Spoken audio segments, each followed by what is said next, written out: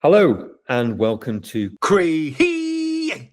Today. I'm delighted to be with Adam Millbank, Director of JonesMillbank Film Production and Nine Trees Studio. Hi, Adam. Hello. Thanks very much for having me with you. No, great to have you along. Now, today we're going to be looking at two pieces of work that Adam has pulled out, two very, very different pieces of creative work produced, one by Melbourne University and the other one by Agder University in Norway. Adam, would you like to introduce the first piece? Yeah. Interestingly, during this task that you kindly set, what I wanted to do was dive into a bit of a hypothesis on whether universities globally were doing the same kind of things now that they were doing 5, 6, 7 years ago. And the evidence would seem to suggest, yes, they are. So I wanted to highlight a couple of things that were done 5 or 6 years ago and why they might have been good, bad, etc., and go from there. So the first one is from Melbourne University, and this piece is called Where Great Minds Collide. And what first took me from it was the fact that they weren't necessarily immediately saying, we're the University of, we're ranked of this, we do this, we're famous for that. It immediately, even from a title aspect, speaks to the audience.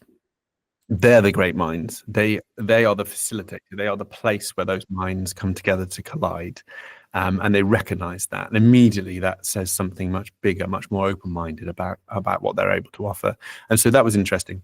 So the piece itself is a high production value piece. It's obviously a high budget piece, but it's a piece that at least illustrates that bringing of minds together in a creative way, in a way that's quite visually engaging. And the audio then fills in without necessarily being too on the nose, that this is the place that allows that to happen. And what comes as a result of that happening is all the wonderful pieces of research and pieces of work and things that are achieved for the betterment of humankind, etc., as a result. So I found this interesting. I found this creative. I found it something that maybe had the messaging that we are very familiar with, but wrapped in a way that was much more intelligent. Great. Let's take a look now.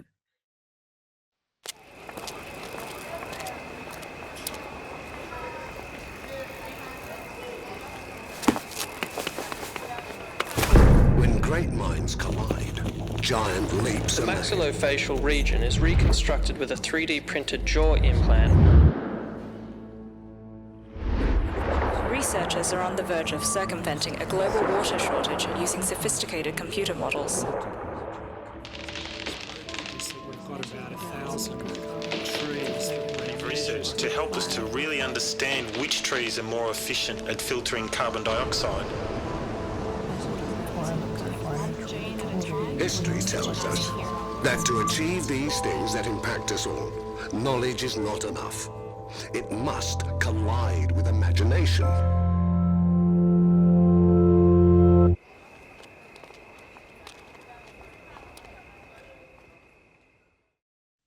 Well, you're certainly right, Adam. High production piece, got all the quality of a proper TV ad, albeit it's 60 seconds long, but it is so beautifully put together, it doesn't feel like it. Highly entertaining, really gets the message across in a very creative way, sticks in the brain, as does the title at the end, because you want to know who has just delivered this piece of drama.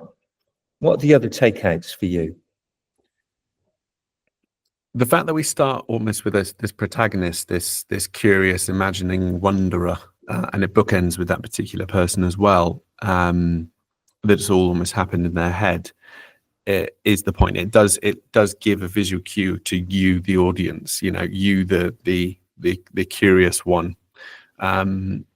Your mind is what we're looking for. Is very much the takeaway. And so for me, the fact that person takes a decision quite early on in the piece and doesn't take a tentative approach to that.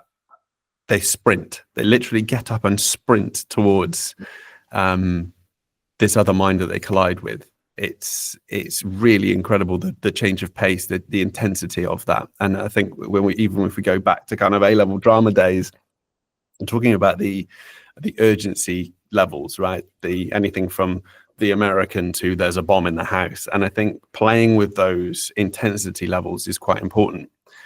We tend to see a lot of brand level and campaign level pieces in HE wafting through a kind of lifestyle led, hey, we're going to have a great time here, it's all fine. But actually, no, to state an urgency level it is a really interesting thing.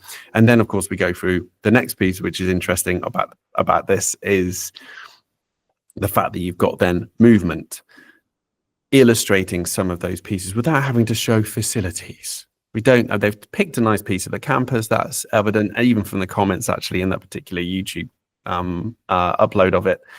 But other than cues of sense of place, like the crickets in the background, some accents, you've given pretty generic space. You just know that it's warm at night, maybe. That's all. But everything else is done through the people. You're just people focused. And I think that's the power of it. Yeah, it's a radically different approach than I think we see generally from most universities.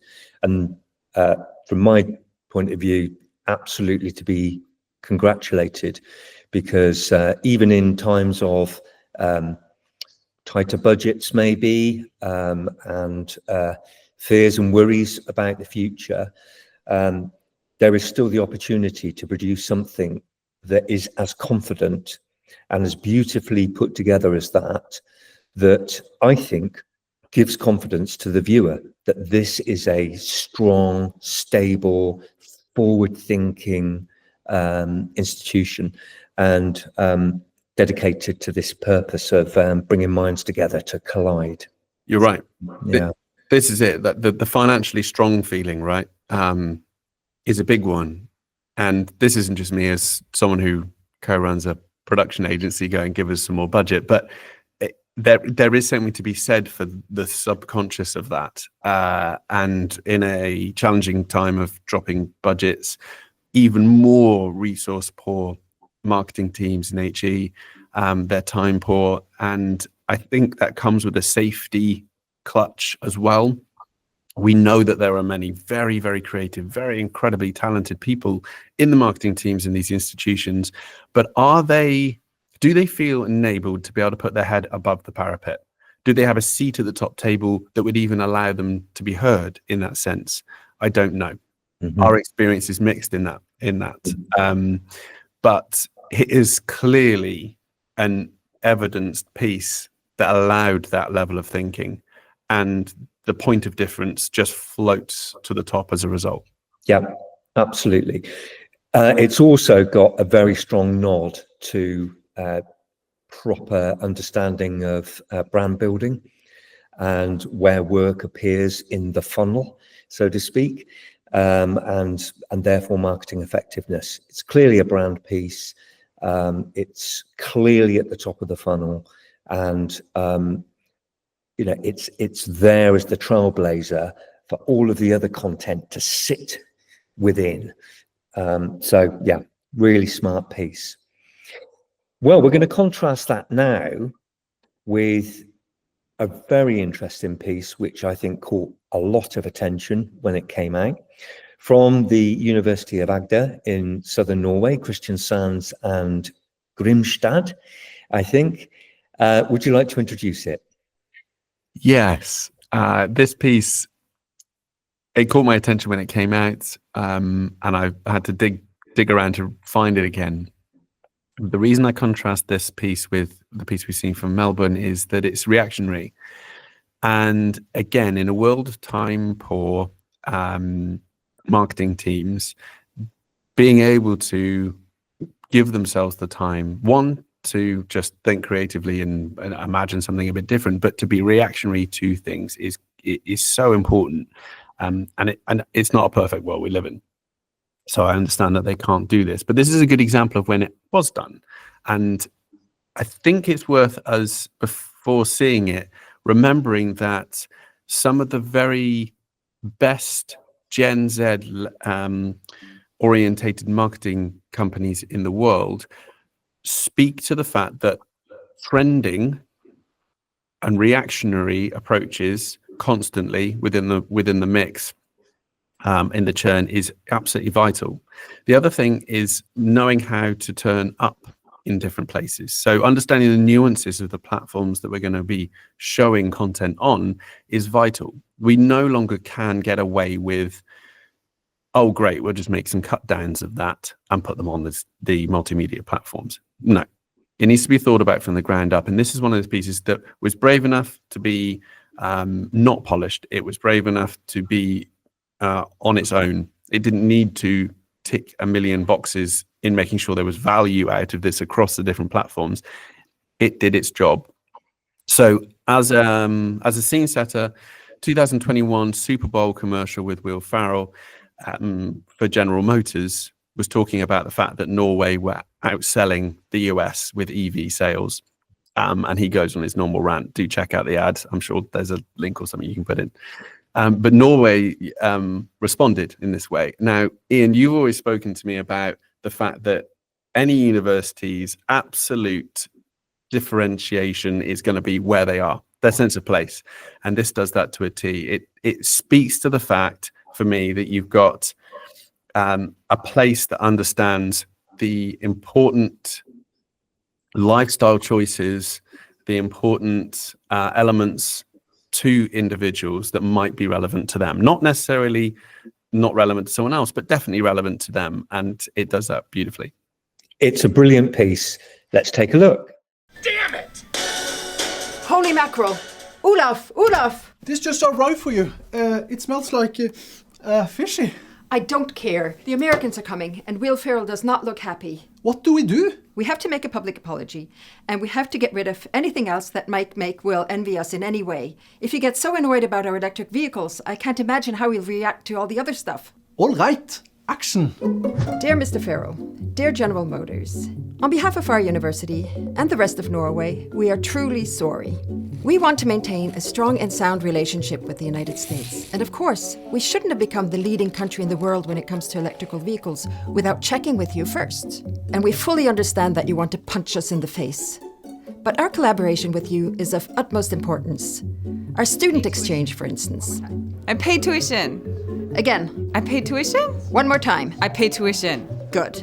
But I don't pay tuition. Education in Norway is free, even for us Americans. Well, I know that, but Will Ferrell does not have to know.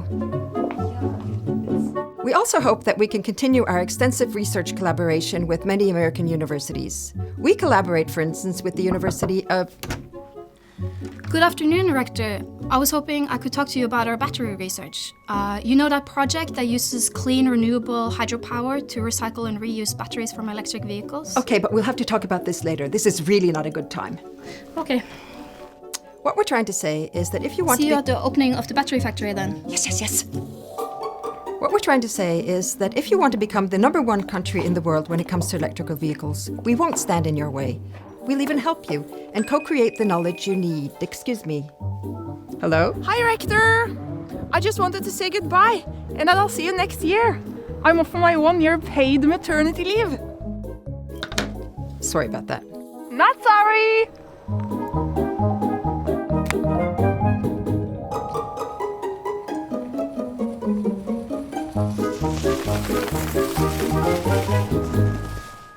Okay, I mean, where do we start? There are, first of all, very few institutions that would produce a piece like that. In the timescales required to be reactionary, with such a self-deprecating script, as well as one that is actually challenging another company or another point of view. So there's two very interesting things going on there. The fact that it uses staff, huge amount on authenticity, very Gen Z, but also the fact that it's not acted to a professional level adds to the whole luster of the piece, the whole engagement of the piece. And so you feel like you are very much coming face to face, not only with Norway and the values of Norway, but that particular institution, where that institution is in southern Norway. So I think it's a really brilliant piece. What were your thoughts about it? I chose that in particular because you mentioned the funnel, and we have to think about how we can work content hard all the way through that. And this is a big decision for anyone. You know, we talk about undergrad level, and most of the time we're speaking about someone coming out of their school career, whether they've taken some time off or not. This is the moment where they can reinvent themselves. This is almost the next chapter of their lives. And for so many people, this is the thing that sets them up for who they're going to become. So it's a funnel that people can go through several times, and they'll spend much more time thinking about it. It's the biggest investment they will have made emotionally and financially. So to understand and value that, I think, is very, very important. So great, we've got these big top of funnel pieces like we saw with Melbourne that speak to excitement and intrigue, and that gets you through to the next stages. Where this one sits is, I mean, who knows? The budget for this could have been £500 really. It wasn't going to take an enormous amount of money. It took someone to say there's a reaction that we can make to this, there's a trend that we can jump on, there's a celebrity that we can use as our tidal wave to move this into the public eye. And these moments are happening all over the place all the time. You just need someone to have their ears open to it, and then to have the bravery to go, let's do that. How do we make sure that speaks to where we are? This does that really, really well. It's something that can be continuously going out. It's one of those things that, if we use the term viral, right, it's one of those that can eke towards that. It's much more disruptive because of it. And it's vital because we're talking about higher education institutions. They're meant to be disruptive in the work that they're doing, in what they're speaking to. So for me, that needs to be coherent and consistent all the way through everything they do, including this kind of level of marketing. It's a good example of it. And it's also good fun. Like, yes, right? That people forget to have fun with this stuff. It's humorous. And humor is, as we know, an incredibly difficult thing to get right. But this is done with, I think, a real level of professionalism, even though the beauty of it is in the fact that it feels like it is totally homegrown piece of work. The script is brilliant. So whoever did that, hats off to you, because it's a really excellently excellently put together piece of work. And this may well be of internal. This is it. Most universities have internal teams. Yes, they vary in terms of their complexity or size, but from again my experience working with quite a number of higher education institutions, the feeling from those teams is they're being asked to do all things. And I think the value that these universities can really get from those teams is understanding where they're best placed versus an external resource, for example. And it's this level of stuff that will get much more value from those teams, in my opinion. You see them being asked to do subject level stuff, high level informative stuff, the brand stuff, the campaign level stuff, as well as all the research led pieces. And again, that a lot of the time will just get lost, and you'll see these pieces turn up that have taken maybe a couple of months of someone's time to work on, and they'll end up getting 200 views somewhere. That's not value out of that time. And we don't even know who's viewing that. That's not controlled. They go for quantity of stuff just because competitors are doing the same thing, rather than challenging themselves to think differently about how they can get cut through to the audience. What is it that they need to feel to make a decision about something? And perfectly illustrated by this piece, right? Yeah, brilliant. You used the key word there about all creative work, which sadly is too often forgotten. where we are trying to over message and forget that we're actually trying to make people feel. Mm-hmm. There's a time and a place for the detail, for the rational and all that kind of stuff. But we miss the emotion in this sector at our peril. So it's something that we feel very passionately about. It's something that we've had a lot of conversations about ourselves, Adam. So thank you very much for your time. Thank you for bringing these two pieces of work to discuss. If anybody else has work that they would love to talk about and champion as part of our Create series, then please do get in touch. It's all about celebrating creativity in higher education and championing that. So please share away, and maybe we'll meet up in the future. Thank you once again, Adam from JonesMillbank. Thanks, All the Ian. best.